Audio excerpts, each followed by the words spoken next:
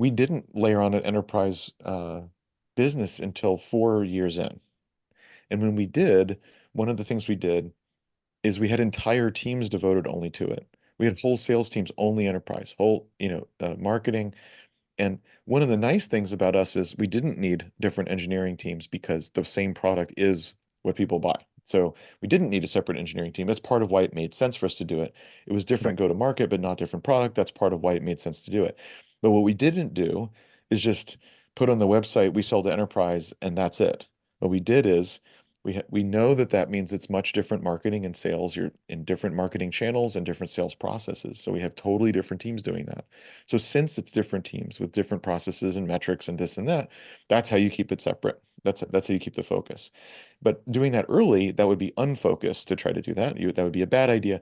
But once it's later and you're actually investing in teams and people, process, et cetera, to do it, okay, then you are investing and layering on another business essentially. Welcome. This is Second Acts, a podcast where we document how SaaS leaders chart the challenging, chaotic, ultimately foundational second acts of scaling up organizations. And I'm your host, Krish Subramanian, co founder and CEO at ChargeBee. For this episode, I had the chance to speak with WP Engine's founder, Jason Cohen. With two bootstrapped exits and two unicorns, Jason has seen several second acts of scale up close over the past 24 years. He founded WP Engine in 2010, taking the venture led path for the first time, and has since scaled it profitably to serve billions of web requests for 200,000 customers while crossing the 130 million mark way back in 2019. Whether it is alarming us against the possibility that the mid market can sometimes be the worst of both worlds, or that being first is often not a competitive advantage but just history, or that MVPs don't cut it anymore, Jason's long running blog, A Smart Bear, has been a devoted resource for those starting and scaling up. In our conversation, Jason talked about how predictability becomes critical for healthy scaling, why Jason hired an external CEO just 4 years into WP Engine journey, his framework for weighing up second acts, and how they made their own enterprise bet, how strategy really works, and a whole lot more. Dive right in. And if you like this episode, don't forget to subscribe wherever you get your podcast. And if you really like the conversation, drop us a review. I would really appreciate it. Thank you. Wonderful. Um, so, one of the things you beautifully pointed out about early stage, about an ingrained early stage belief is the future unpredictability. And trying to optimize around predictability itself as a point, you have pointed out that, why do you pursue predictability as an outcome? Um, can you talk a little bit more about some of your learnings around what you mean by that? Sure. So early on, you don't have any predictability and you don't need to be seeking it because early on, you're just trying to figure out what are we doing? Why are we doing it? Who are we doing it for? What's our unique thing? Are people actually going to give us money? Will they stay? These pre-product market fit, these are the questions. Now, after you achieve product market fit, then the question is, how do we do all of that now that we know what to do in all those questions? How do we do it more? How do we scale it and so forth? And that's when predictability starts to become important. So the first way is in hiring. So for example, if you know that you're going to double in the next 6 months, and let's say that means you need twice the tech support in the next 6 months, when do you need to start hiring for that? The answer is right now, today. Why? Because it's going to take you a certain amount of time to source and then a time to interview. And then you have to wait till they quit their job. And then they come here and they still don't know anything. So then they have to get up to speed. By the time they're a productive, useful member of the team, it's probably 6 months from start to finish. Well, well, then you need to hire today for whatever the business will need in 6 months. Right. If you're growing slowly, you know what that is. But if you're growing Mm. fast, you have to predict what that is because you have to hire now. I mean, we were hiring dozens of people a month at WP Engine as we were scaling. Well, if you do that too fast, then that's a lot of expense that you probably can't manage. And if you do it too slowly, then your support team gets crushed and your customers have a bad experience that's double bad. So That's an example where predictability actually matters. Another example, totally different example, might be um, uh, if we have a lot of engineers, then we need to understand what the work is so that we can split it up and give it to people. That requires some kind of predictability around what is it that we need to build? What will that be like? How can we cut that up? How long will that take? Otherwise, how do we split it up really? Another example is um, if we want marketing to do a big event in 6 months, we need to give them some sort of sense of what it is the event will be about.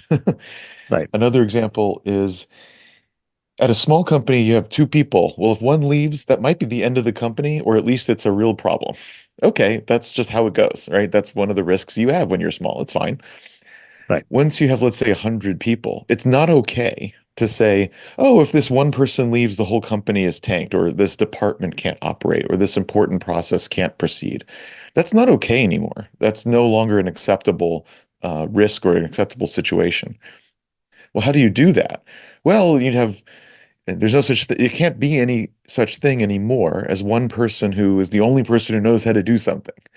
It has to be a team that knows how to do something. Maybe things like documentation and processes to support a set of people and more people you hire and so on to do the thing. Um, Again, it all requires, you might say, you want the predictability of the business processes continuing, which requires then this human and team and process and documentation, these other support things to create predictability in how their business functions.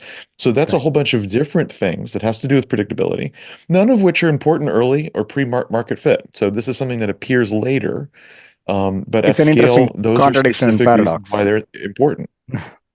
Right. And that is an interesting paradox, right, in the different stages of the journey of the company, right? That why it's not important in the early stage versus like why that becomes very important in the subsequent Well, stages of the not a company. paradox, just a change in what the business needs. Change. Business Right. need has certain needs before product market fit, different needs after product market fit. So it's not like two contradictory things. They're just different modes. Again, What do you before product prioritize? market fit, you're in this exploration, discovery, figure it out what the heck it's supposed to be mode of operation. And after product market fit, you're in this we know what that mode is. We're no longer having to ask who's our target customer, what's our position. We're not asking that anymore. So we switch to a different work mode where it's how do you do that more? And if you're growing fast, how do you deal with the various new challenges that didn't exist before that now exist because of that? And old challenges like we don't know what we're doing, we've solved that. So it makes sense that those go away because we solved it. I mean, at least for now, right? At least for this phase, that might return later, but we solved it for now. And we focus on a different set of challenges we're now faced with. Of course, they're the good problems to have. Growing fast and that causing problems is good problems to have, but there are the problems and there are the problems you have to face. So it just makes sense that your behavior changes, that you go from exploration to known. You go from how do we figure it out quickly to how do we do more of that? And predictability is doesn't even make sense to predictability is actually important for us operating well. Um, One person owning everything to a team and all the things that come with teams, like communication, like all this stuff that feels a little slower in some sense, and it is in some sense, but it's necessary so that a set of people can work together. There's obvious overhead there, and actually a lot of overhead, but that's what's needed at that. So, like all these things shift, but for good reason. Right. Right. And um, one of the fascinating things that I found about like um, you are one of the founders who much earlier in the journey of WP Engine decided to hire a CEO, right? And I'm sure like that there are each company you built it very differently. And was it scary to actually think about hiring a CEO and then giving it away at a particular Oh, of point in course. time? Yeah, obviously. You'd be something would be wrong with you if you weren't scared of that. Of course, there are lots of stories where someone brought in a CEO or other major leader and didn't go well, and that really hurt the company or even killed the company. Also, there's the opposite stories. LinkedIn is a classic story where they hired a CEO that wasn't the founder, Reid Hoffman. That is, Reid Hoffman is the founder. They hired a Right. CEO, and that did not work out.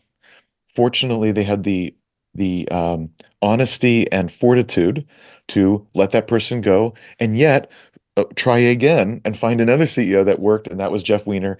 And he worked so well that Reid Hoffman credits him for the success of LinkedIn and calls him a late joining co-founder.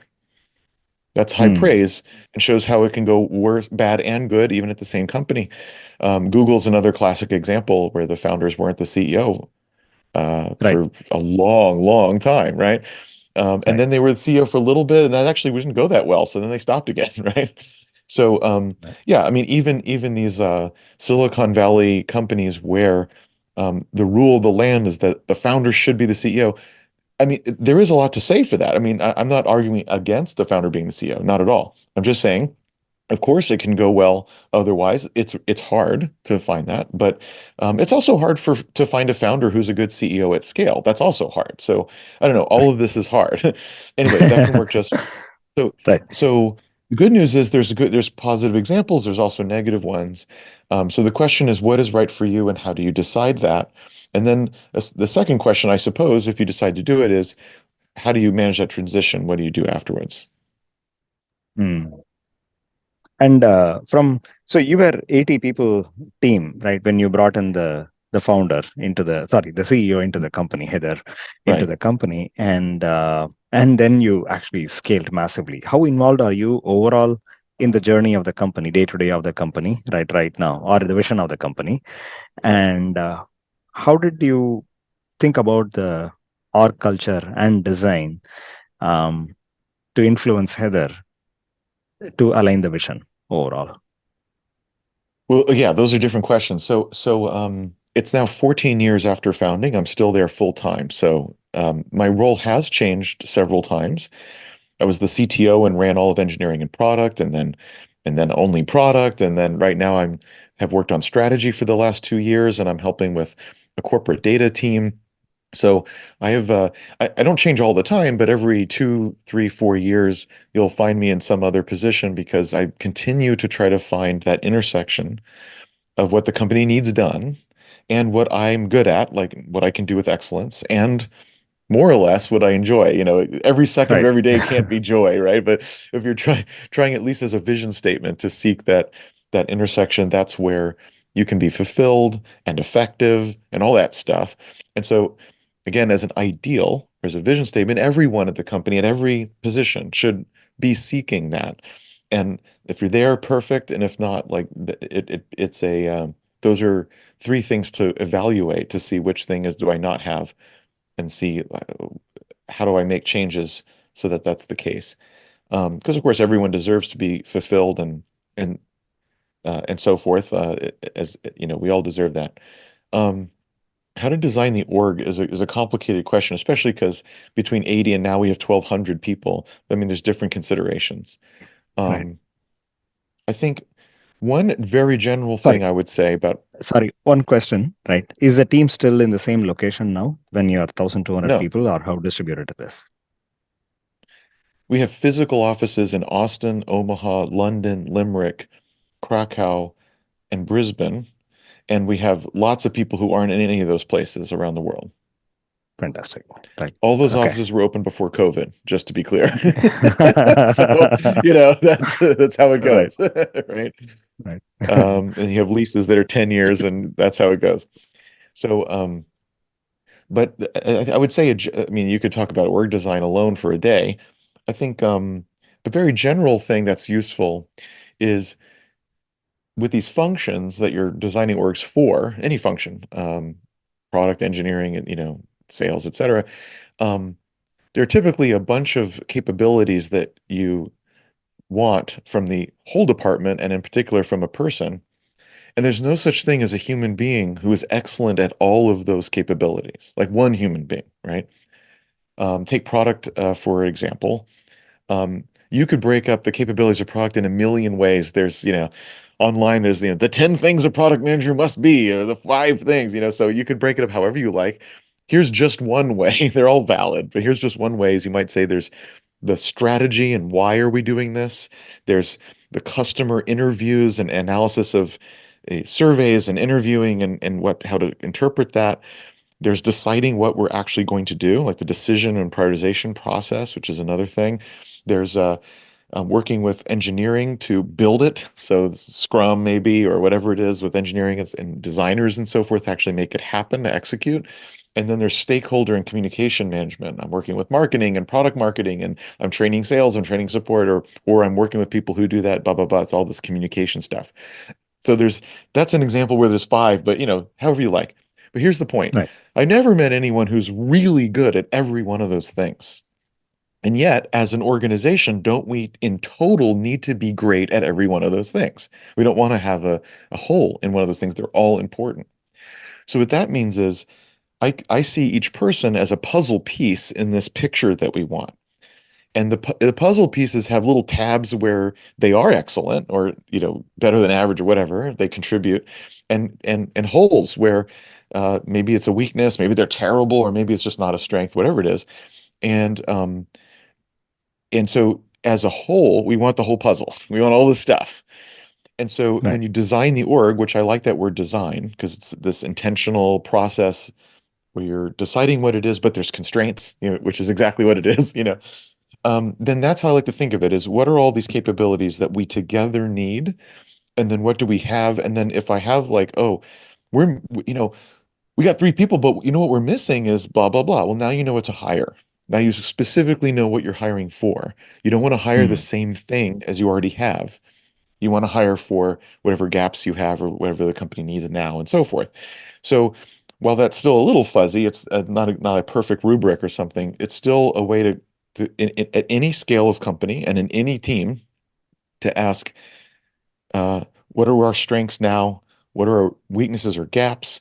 So that as we decide how to hire or move people around, perhaps, like maybe there's three people in one team and they all have certain strengths and we need to mix it up more so that together we have all the capabilities. So it may be hiring, but it may be moving people around, etc. This is all org design. Now there's a lot of other things that go into org design too, of course, but this is just one thing that's always applicable, I think, anywhere. So it's useful to apply it. Beautiful, beautiful.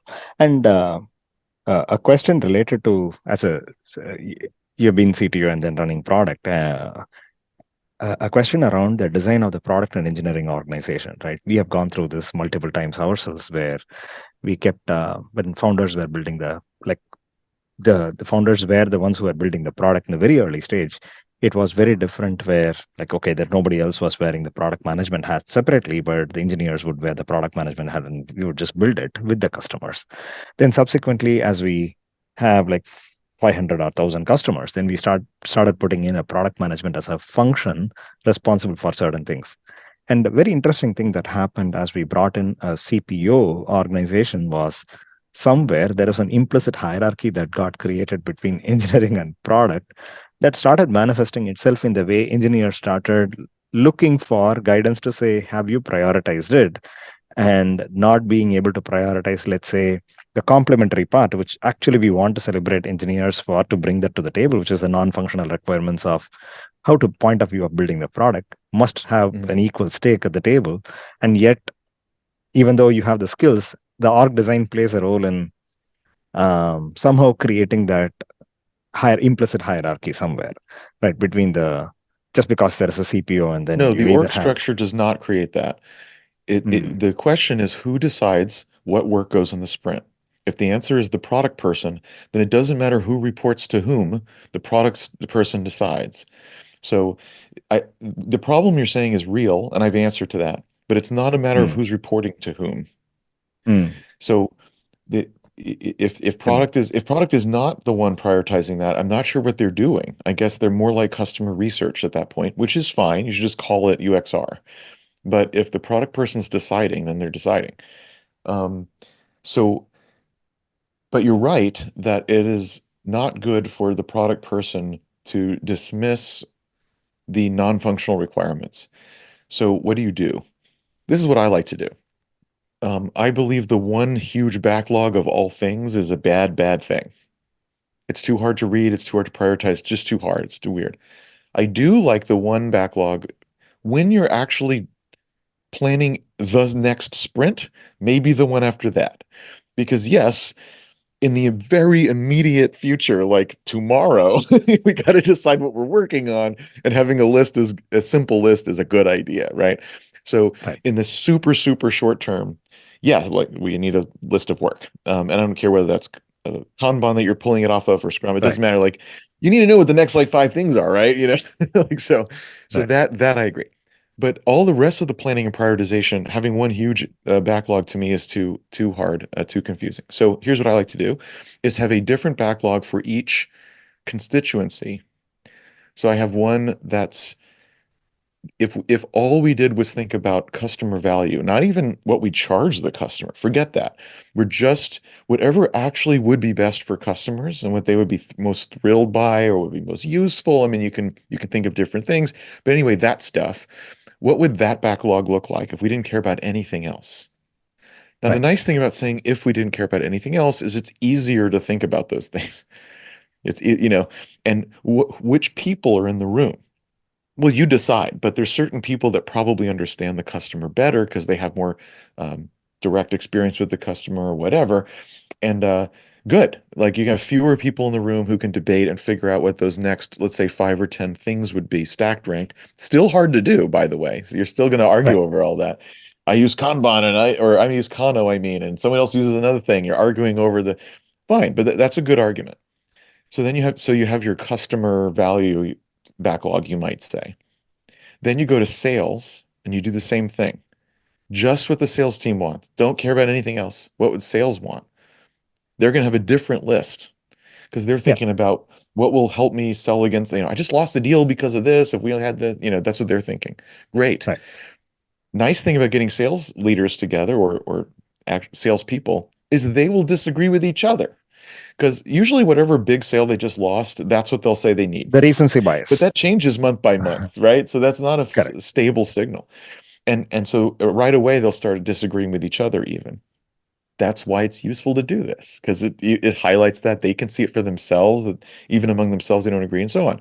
So forcing them to sort of debate it among themselves and decide into a list and even see that the list changes month over month. And so wink, wink, that's useful. Now do the same thing with marketing, do the same thing with support, who's interested in reducing ticket load probably and stuff like that. Perfect. And do it with engineering for all the non-functional requirements. There it goes. Once again, do all the engineers agree on what non-functional requirements should come next? I bet they don't.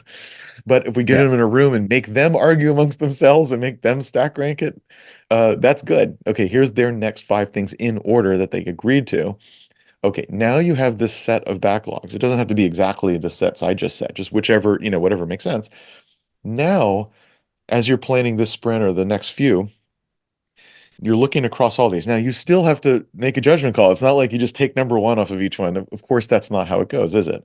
But at least you have this much more organized input to your thinking. Now, you still could starve the engineers out by never taking something off their list, but now it's a little more obvious you're doing that, and it's probably not good. Or you might want to say, hey, look, for the next 2 months, here's why we need to focus only on the customer side and not the engineering requirements, but we'll get back to it then. And maybe Mm. that is wise, and maybe you need to get back to it. Maybe you can get held accountable to that. Or maybe it does need to be mixed more because whatever reason and so forth, right? But now we can have that discussion. Also, maybe you find like, oh, okay, we're going to do this and that because, okay, we can't, that first and second thing sales want, here's why we can't do that now. It's capacity or it's whatever the heck it is. But you know what? We can like knock out three of your ones. I know it's lower on your list, but we can just knock it out like tomorrow. And the reason we're not doing the other ones is, oh, support is getting crushed by this other thing. So we really got to knock out their number one. It's going to like bring down tickets by 10% by itself. We got to do that for them. So you see what it does as you make your decisions, you can now go back to each stakeholder group and you have an explanation. Even when you're not doing what they want, you have this Mhm. explanation of, hey, I hear you, I see you, I get it, love it. Here's why for the next month we got to do this other thing. It's just such a different thing than just saying not no or not now or I don't know, you're number 14 in some big ass list of stuff. It's just so much easier to explain to everybody Right. why you made your choice, which is also very important. We forget that in products sometimes. Explaining why, even if they don't agree, just saying you thought you heard and that you heard them, then you made a decision. They may still not like the decision, but at least you made a logical decision. Like, all right, They didn't just ignore me. Like you can't say that. That's a huge deal. And often a lot of times people will say, "Yeah, okay, I can see that. I can see that. Yeah, I don't want support to get crushed. I get it. Okay. But you're coming back, right? Like, oh yeah, we're going to talk every month. Yeah, all right, right? So to me, this is a healthy way to in fact listen. You still have to make judgment calls. That doesn't change. But I feel like your inputs to that decision is clearer and your explanations back to other people are also clearer. So that's better. So that's how I organize that problem. Beautiful. And has that consistently remained the same, or has it significantly changed at different sizes of the organization? I Because the number like of that. stakeholders to I talk like to. that no matter what. Because now who's in those meetings will change. Like Hmm. we have 200 people in sales. So obviously there has to be some We cannot. 4 to 6 people who are in that meeting. So of course that changes. But to me, you have stakeholders and you want to know what they think and you make the ultimate decision and that doesn't change. Fantastic. Fantastic. Very interesting approach. um, and one of the things that you spoke about earlier in the relay interview was the SMB and then the enterprise growth, right? Especially with your SMB product, right? The positioning very specifically is it's actually, or the pricing is 10x more expensive than a commodity shared host solution, right? And in the enterprise, right, you compete with some pretty large companies, right, in a very different way. But in those cases, the customers are also used to spending like millions of dollars in that particular case. Um, how have you navigated some of the one challenges in pricing and also the mindset of the team when it comes to thinking about the perception of features and pricing itself when it comes to the customers? We didn't layer on an enterprise business until 4 years in. And when we did, one of the things we did is we had entire teams devoted only to it.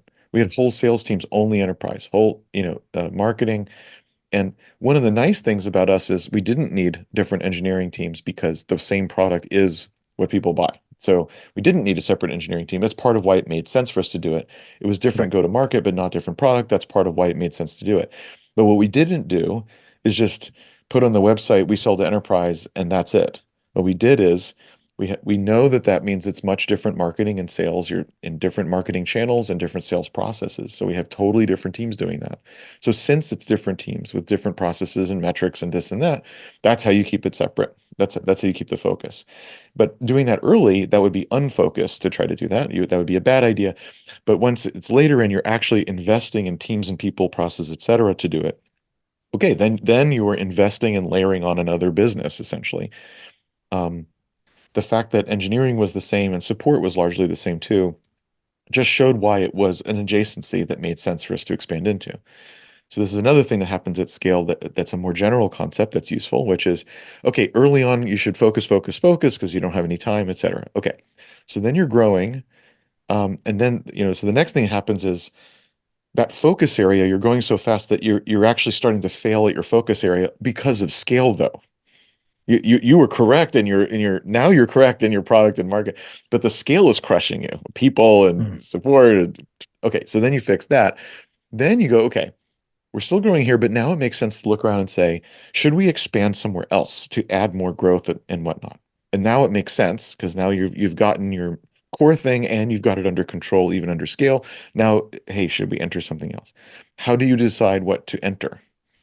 So to me, like the general idea is you want to enter something adjacent, meaning various things are still the same, but something else is new.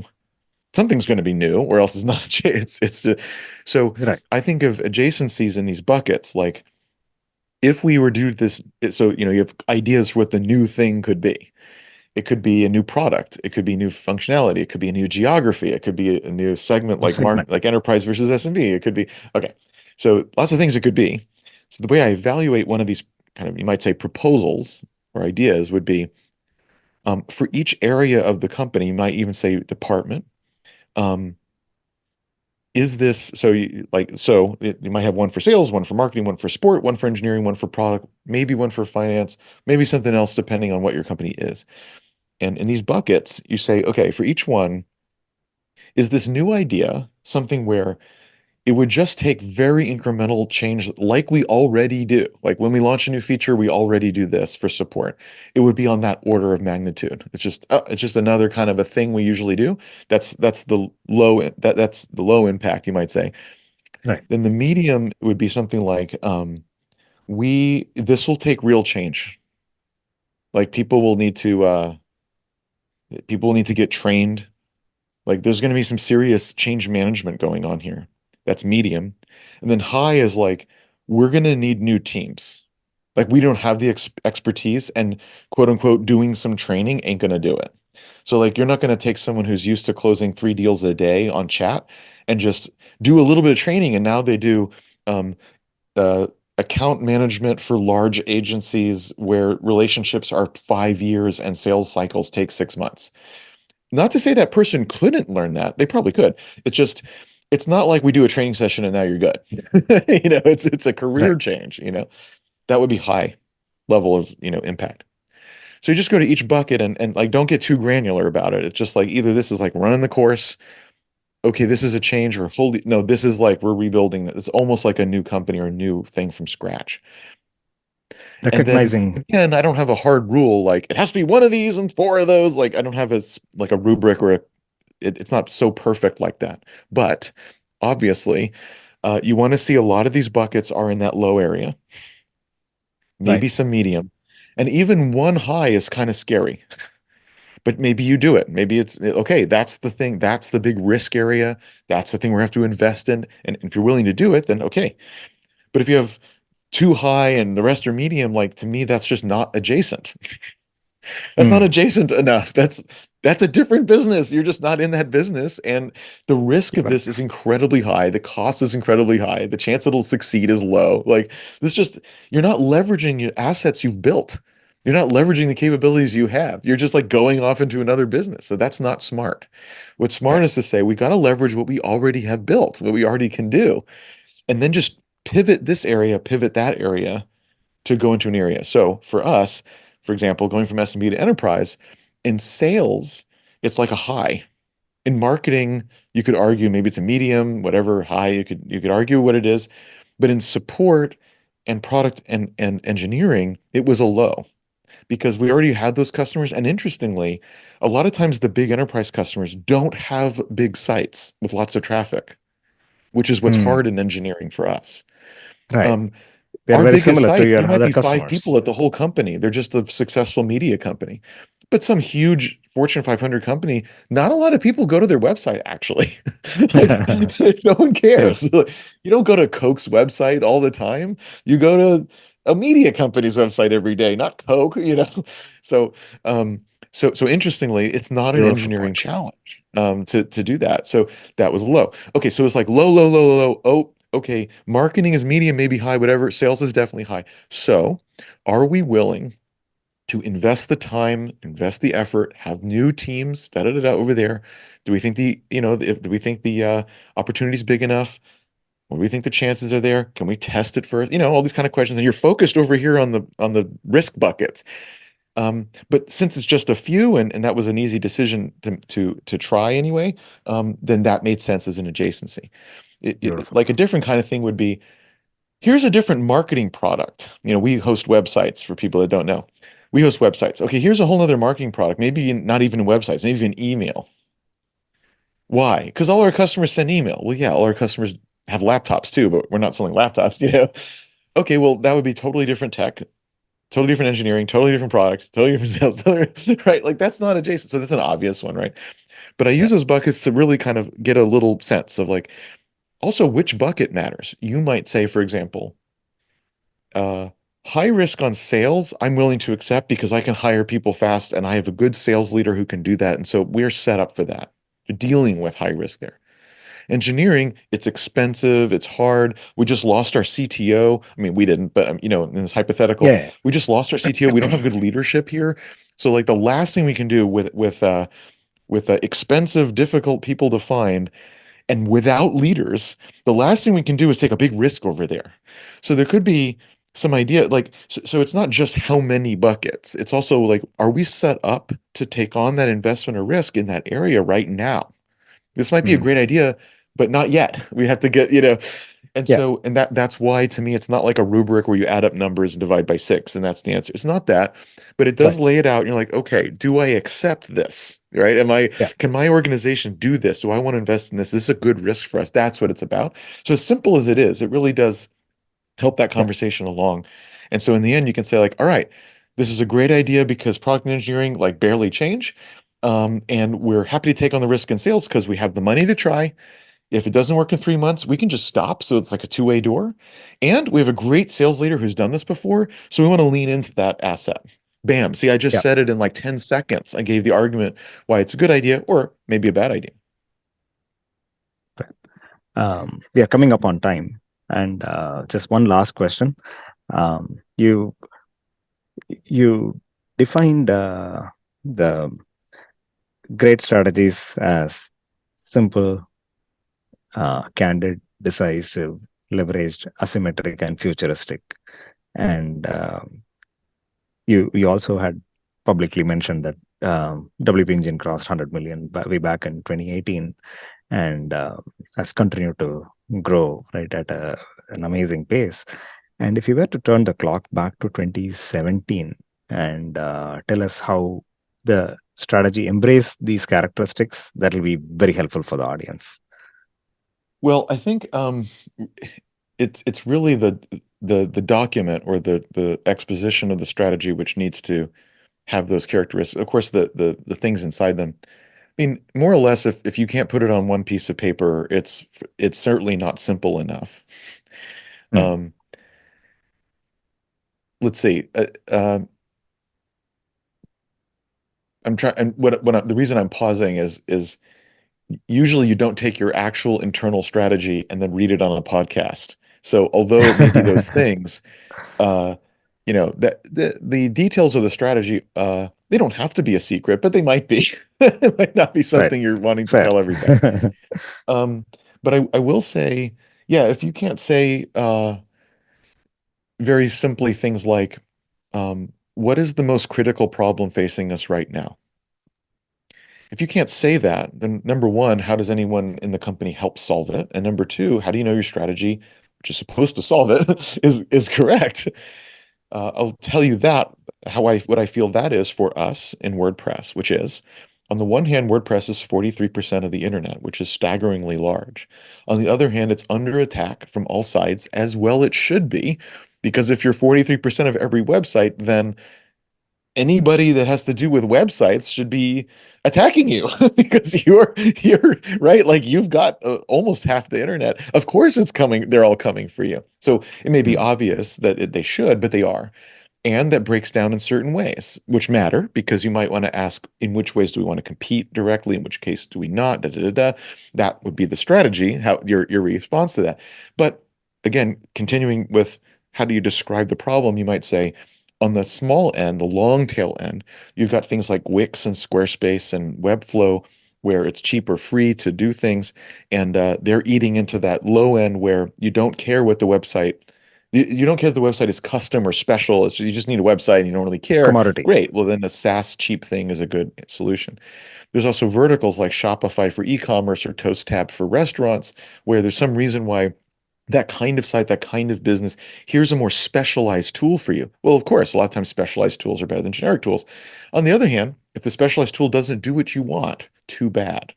So the more customization you want, the specialized tool might actually not be right. Okay, but they're attacking this thing from that angle. As you said, there's enterprise. There's Adobe Experience Manager and Drupal through Acquia especially, and Sitecore and et cetera. These are all in the enterprise stuff. I'm not sure the enterprise is coming down into WordPress, but there they are on that end of the market as competitors. And there's also headless, which is a threat to WordPress. So the idea Right. that you use Versal or other things for your front end, you maybe use a different CMS for your back end, although WordPress is a great headless CMS, but there's other choices. And that is gaining popularity. And so is that a rising threat to WordPress? Yes, it is. Okay, so what I've just done is hopefully Given the vast complexity of hundreds of millions of websites on the internet, I've really drawn very specific circles around the competitive landscape. So Right. that's good. That's making it pretty clear. So then to be candid about which of these things are real threats and what does that mean to us, that's important. Then decisiveness here, and just in terms of kind of competitive space, would be here's what we think about this, here's what we think about that, here's where we're going to fight, here's where we're going to seed ground, here's where we're going to have our own products to fight, and here's where we're not. And that should also come with where's the company naturally strong and where's the market sort of got natural momentum, whatever that intersection is, that's probably about right. So can you say that? I'll give you two examples because they're actual products that we sell. So it should be obvious. Well, it must be part of our Right. strategy because we got products. So Right. one is ecom and the other one is headless. So WordPress is naturally good. WooCommerce and WordPress is the most popular e-commerce tool, just a little bit larger than Shopify. And so there's a lot of momentum there in WordPress in the market. And we are good at e-commerce, and our customers that use e-com are, they have high retention and da da da da. In other words, we have a good product genuinely. So we have a special product just for e-com because it's the intersection of what we're good at and what the market has. That's one. And headless is another. Headless is a new architecture that's up and coming. But WordPress can be a great headless CMS, System. and there's additional tech which we've built. And so we have a product called Atlas we launched 2 or 3 years ago, which is a complete headless solution with WordPress, with us. Just now in the US, we had the Super Bowl, which is one of the biggest TV events in the country. And we have a couple of customers who had Super Bowl ads. They were seeing 10 or 20 million hits per minute as the ad was going, and it was on our headless Atlas Wow. thing, and no problem at all. Like you can see these graphs of like average load time and uptime, and it's all like perfect. Like the average time to first byte is something like 110 milliseconds, right? During the spike. Fantastic. It's like, yep, that's scalable as heck, right? So we have this incredibly scalable, effective headless WordPress product called Atlas because headless is an important trend. We have taken something that could have been a threat to WordPress and turned it into a product And line that's a growth area instead of a threat.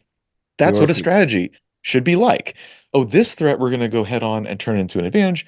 This other threat or problem, we're going to say, you know what, that's not our target market, so it's okay. We're not going to play there. So that's the kind of thing that a strategy would say. And that's part of what you mean by decisive, saying we're going to do this, we're not going to do that. That's decisive. So I didn't quite cover all the things, I guess, but those are just examples of how we do talk about it and what it looks like as we make those decisive things. Now, of course, Beautiful. as always, the devil's in the details. You can't, but what features do you put in ecom? How do you actually fight against Shopify? All very good questions. At a strategic level, it is enough to make these large decisions about things like we're going to play in WooCommerce and e-commerce because reasons. We're going to play in headless because reasons. Again, it should be some combination of we're good at it, we're leveraging assets we have, and it's a good market to be in, et cetera, et cetera. That's some reasons such as those should be the reason. Okay. And that's it. Hmm. Then the strategy can stop. Now, ecom might have a strategy that goes one level deeper than that. Or you might call that a plan or a product plan or blah, blah, blah, blah, whatever you'd like to call it, whatever you'd like to say. Because it does need to be broken down. You're right. Like, you do need that. Of course, you need the level of detail, but top level for the company can and should stay simple and clear, not simplistic, like stupid or ignorant, but simple as in boiling down the complexity that does exist for sure, but boiling that down so that the decisions are clear. The details are still real and not easy, but because we have not included them, we actually can rock the strategy. If we included all the Right. details, it'd be too hard. We need a map. A map, of course, simplifies the terrain. Right. But that's useful. We need the map to give us a general idea. We understand that the terrain is different, but the map is useful.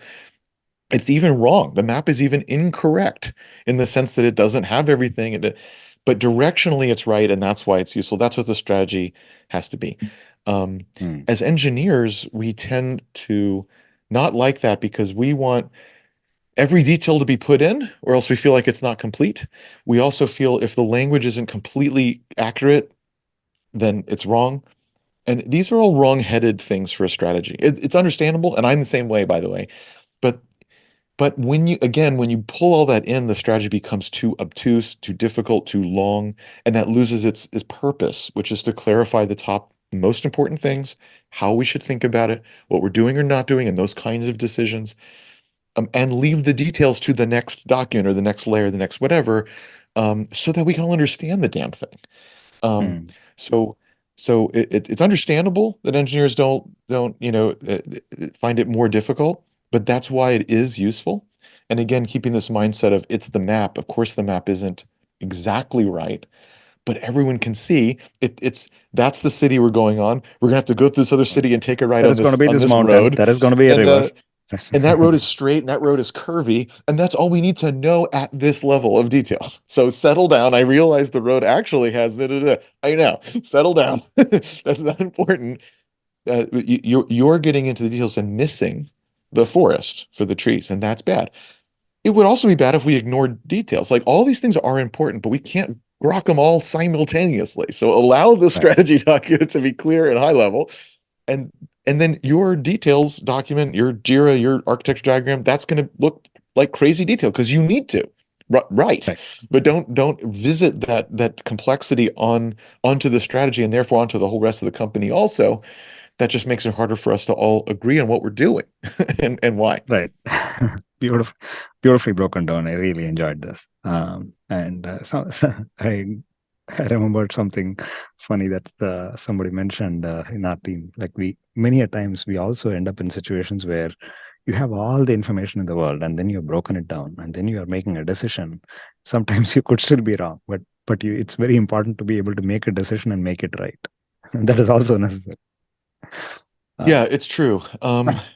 The other thing is, we talked about once you're scaling, you have coordination problems with people. Of course, you have a lot of people. They have to coordinate, and that takes the extra effort and time, and therefore it makes people quote unquote less efficient.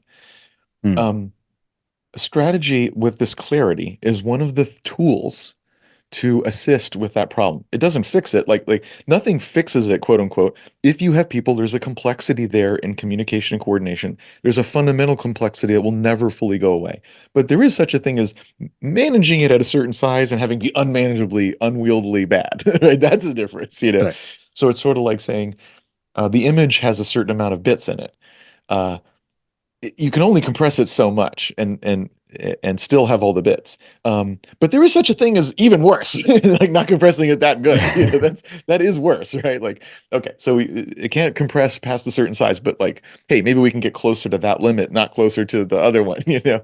So right, strategy is one of those things that helps you compress that, as you might say, or make it as manageable, small as possible, because it is a set of shared conviction or assumptions, you could even say, shared decisions, of shared view of the world. And as you say, even if it's not exactly right, the fact that we share it means that we can make our own decisions without having to talk all the time about better. every single thing, and yet be going in the same direction, more or less.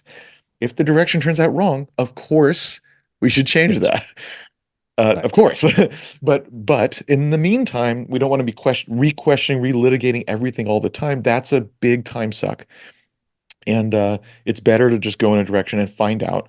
And a clear strategy will help us do that and help tame that thing. But it is a good point. Here's another typical problem: as you say, you unveil the strategy. We got a strategy. And then a month later, you realize some of it's wrong because you start using. In fact, I would say it's most likely that when you find something's wrong, it'll be soon because people will start using it, and that's when you'll start discovering some things. If it was right for a year, it still could become wrong. That happens for sure. But if it's right for a year, for 12 months, month 13, it's probably still right, just probably.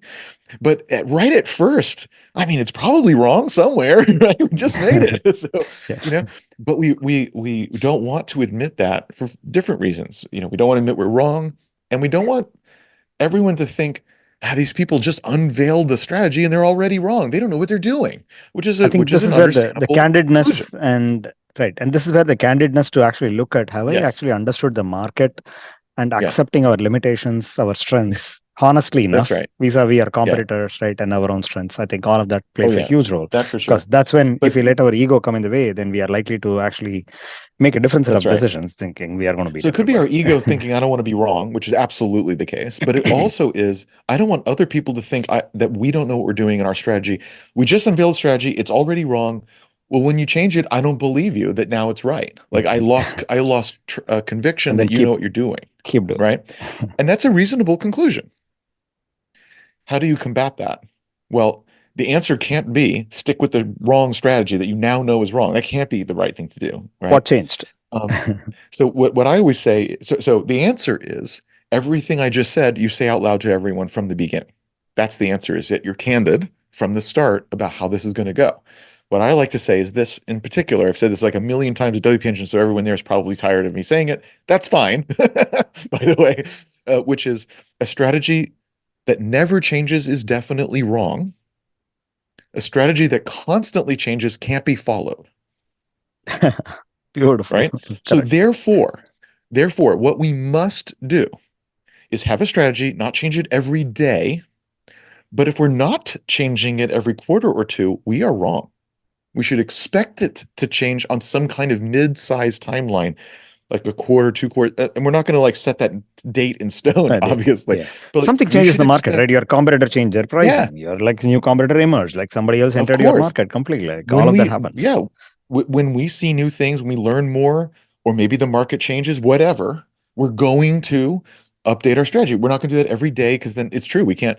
But if a whole year passes, we're like nothing changes. We didn't learn a thing. Really? We didn't learn a thing? That's probably like bad, right? So that you should be upset with management if they haven't learned anything for a year.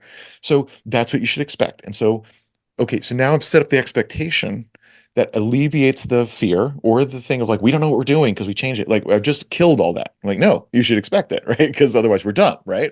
Like, we're collectively dumb if we don't, right? And then, okay, so then finally, well, how do you change it? Because, and so here's what I do. Um, I have a strategic issue backlog in the strategy document. In other words, there's the strategy, and then there's a section at the very bottom that says issues or open questions backlog, and then there's a list of like things we're worried about, things we're not sure about, open questions, blah, blah, blah. So it'll say like, we said this about the market. We don't actually have data about that. Hmm. We're trying this pricing, but like we've never done that before. We blah, blah, blah, blah, I don't know, whatever. Like we have these like a list, right? In other words, you right off the bat admitting, look, this thing is never going to be done. We're never going to know everything, but we have to You're still call it done enough and proceed, right, guys? to So there execute it is. directionally. There at the bottom is us admitting we don't know everything. But then what we do is every quarter we'll pick up one or two of those, or zero actually. Maybe we don't have time to work on the strategy. That's cool. But we'll pick up zero, one, or two of those per quarter and work on them. Hey, we said we don't have information about this. Great. That's going to be a thing we do. The other thing that does is it makes sure that we've allocated time, whether that's in a scrum or whatever it is, we've allocated people's time so that we don't say, you got to get all this work done and also somehow put in strategy work on the side. That's not fair. Strategy work, if you're doing it right, it takes time. How much time? I don't know. It depends, but whatever it is, Right. it's got to be included so that people aren't crushed by it.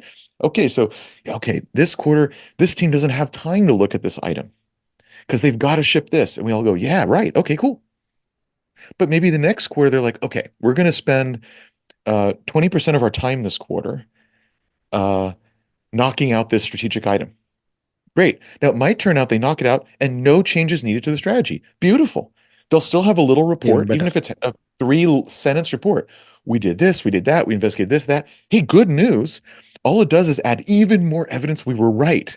So, okay, we updated the strategy only to add additional evidence to increase our conviction. How awesome for us. Or yeah, we had this tweak.